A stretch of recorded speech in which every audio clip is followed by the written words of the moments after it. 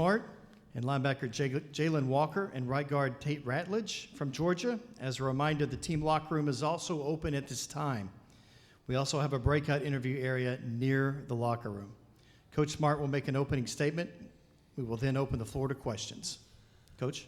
Yeah, I want to open with a lot of credit to Notre Dame and their staff and their team. They played exactly like we expected them to play. Physical, tough, don't beat yourself.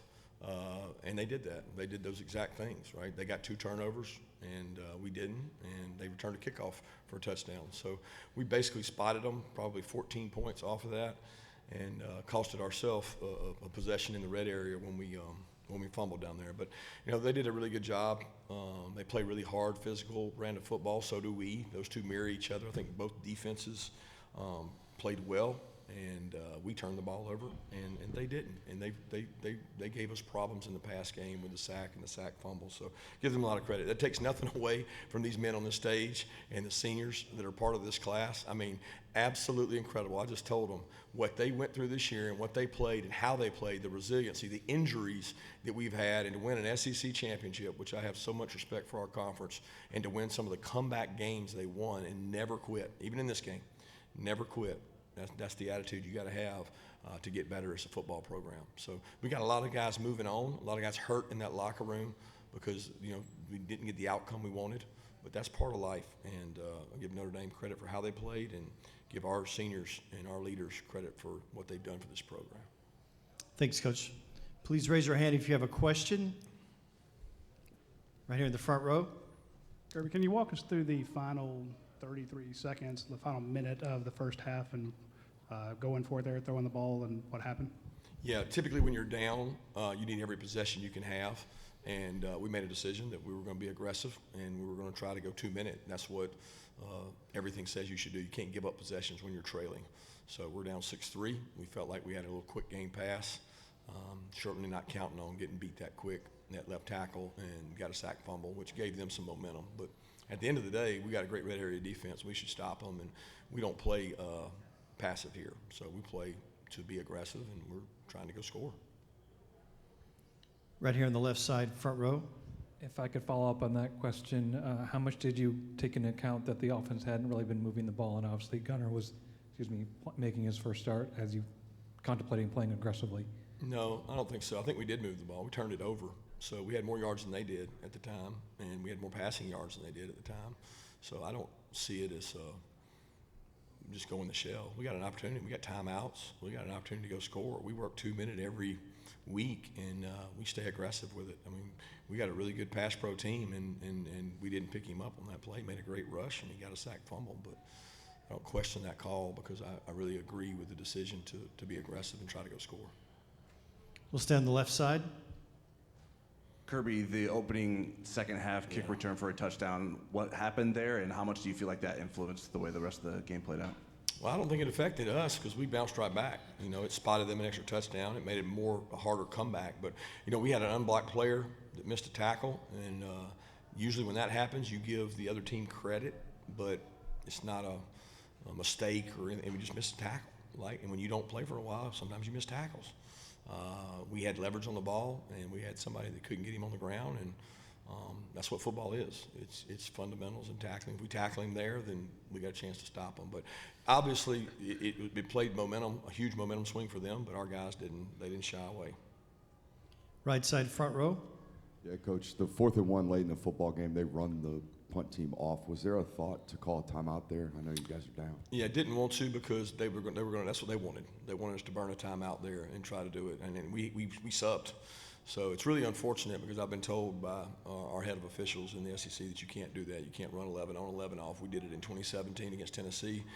We've carried that. We practiced that and repped that because teams try to do it, and we were told by officials you could not do that. And so we were trying to say you couldn't do it. We got our defense out there. We were fine. I mean, I would have gone for it if I was them. So I don't think they were planning on going for it. They were going to hard count us, and we prepare for that. We do it every week, and we jumped off sides, you know. But we also were told you couldn't do that in our league.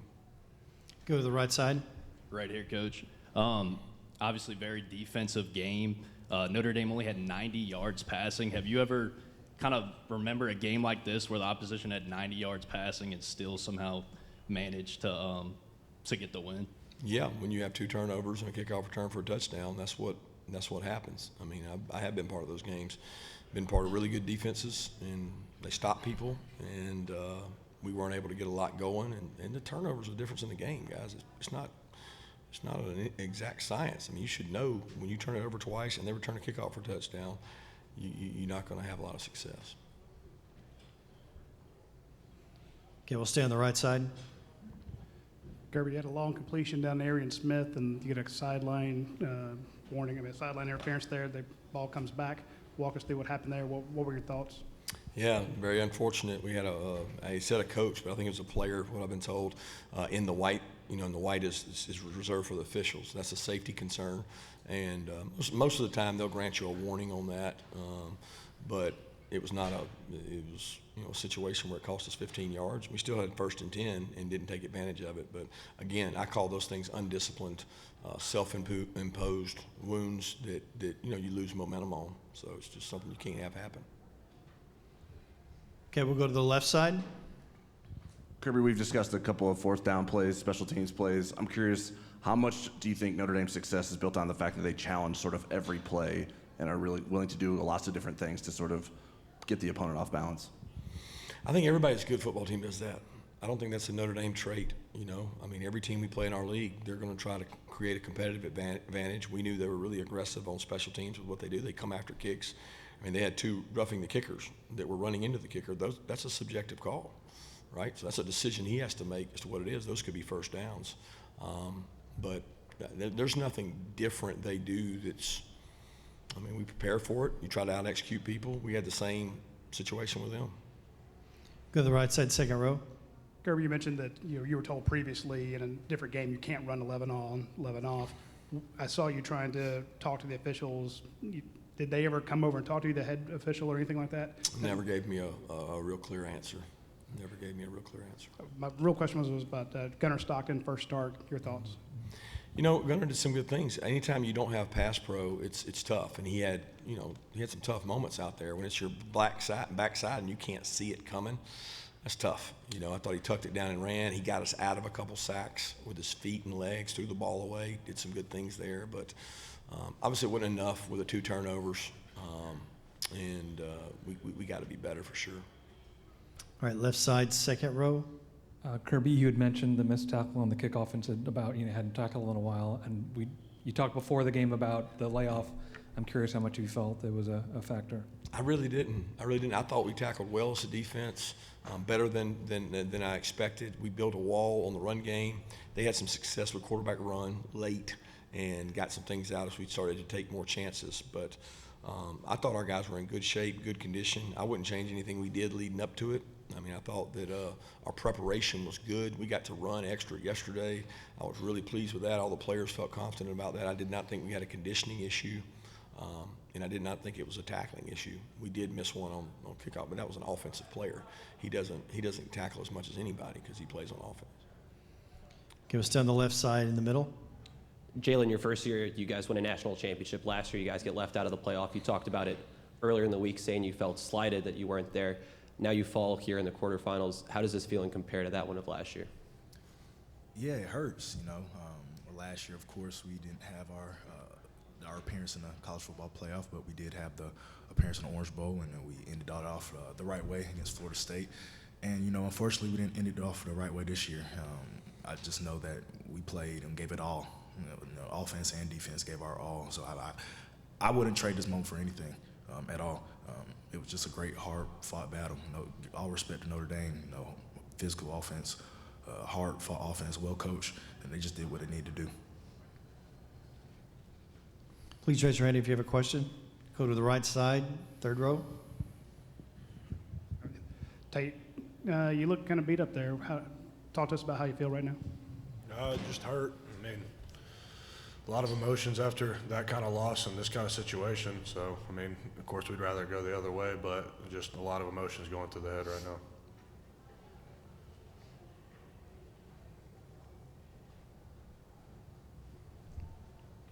We'll go to the right side.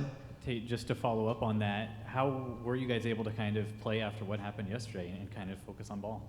I mean, this team's got one goal, and it's all the same goal, and that was to win a national championship, and it started here. And just knowing that we have one goal altogether is how we ended up getting through that and showing up to play today. Go to the right side in the back. Apologies if this has been asked. It probably has. Any thoughts on all four teams that had byes losing in the first round? Do you think that played a factor at all?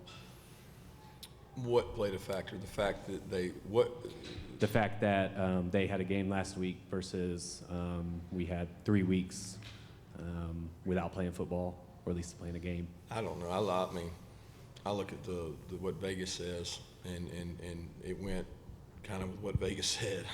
You know what I mean? Like, at least in those 2 games, I guess ours was I don't know, it was close, but you know, 2 of those teams were better than the other teams, to be honest with you. You know, and that is what it is. That's more about the seeding process and where it is. But I'm not here to complain about anything. You know, given the opportunity, Notre Dame lost probably their best defensive player. So I don't know how that's an advantage. We'll go to the right side. Coach Smart, this one's for you. Same thing, I apologize if this has been asked already, but given how hyper-scheduled football programs are at this level, you know, how did you approach the uncertainty yesterday of figuring out, you know, when you're going to play, how you deal with practice in that kind of 24-hour waiting period? Same as we do everything. We got a little group, we huddled up, we FaceTimed, we made a decision on what we would do. We brought the players down and met with them and said, this is the plan moving forward. We put it up there on the screen, and they said, let's go. Let's put the ball down and get ready to go play. That's what our guys do. We change a lot around our place. So when change happens, it does not, you know, affect people. What you can't measure is the families of the Notre Dame players and the Georgia players that you're concerned about your family, because they're in New Orleans and you don't know where they are. And I don't think you can put a quantified measure of concern for both teams, their families. All of our players were on the phone checking on their family, and that's the biggest concern. And we have just a few minutes left. Please raise your hand if you have a question. Kirby, you've had a number of games this year where you haven't scored a lot of points. Any thoughts about your offensive identity, and what do you attribute that to? Well, I attribute to, number one, some really good defenses we played. I mean, that one was a really good defense. We have played some really good defenses. We've had a rotating a lineup with guys that have rolled in and out, and you know, we haven't created the same thing on defense we've done in the past. If you go to years past defense, we created more turnovers, better third downs to get the ball back. There's a lot of things we can do better to help our offense, but we certainly have to play better and do better. A lot of that has to do with health and the schedule we play, and having some playmakers that can make some plays too. You talked about the uncertainty of yesterday and kind of the concern. I'm curious, was there any carryover to today? Once you all started playing, did it feel like a normal game? Oh, guys, I'm not desensitizing what happened, okay? That was a very traumatic event. But this team was focused and ready to go play. So I'm not going to sit here and talk about the tragedy affecting our team. Notre Dame played well. We didn't play great, but when we turned the ball over twice and have a kickoff return, that's what I attribute the loss to, not to the tragedy or what happened. And that's not any disrespect to the community of New Orleans or the people with the tragic losses. Now we have time for one more question coming from the right side. Coach, I thought Smile Munden had a really good game. You know, he's a guy that's been with your program for 4 years, Georgia native.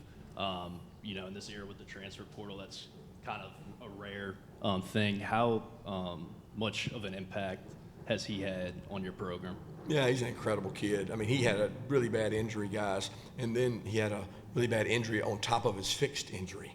So, like, I got so much respect for him. He could have shut it down, not played this year. He sat out for 3 or 4 games to let it heal, and then he came back and played so good down the stretch.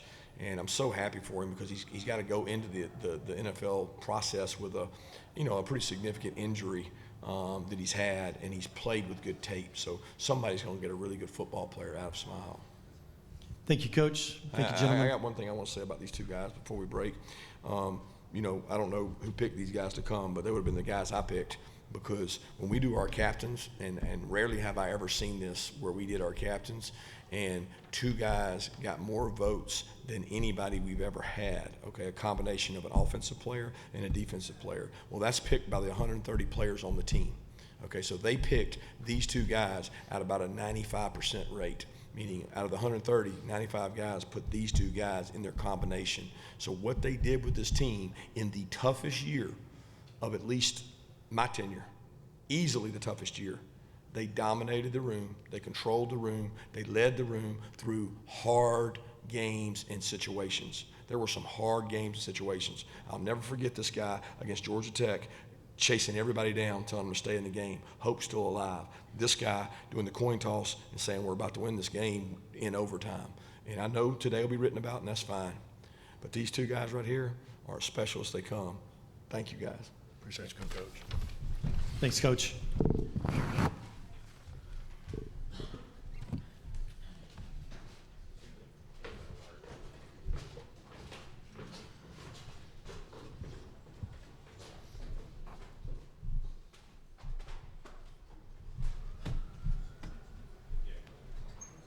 Who we have? Marcus Freeman. Yep. She's kind of a given. Yeah, I'm sorry. Riley Linneman. You're right.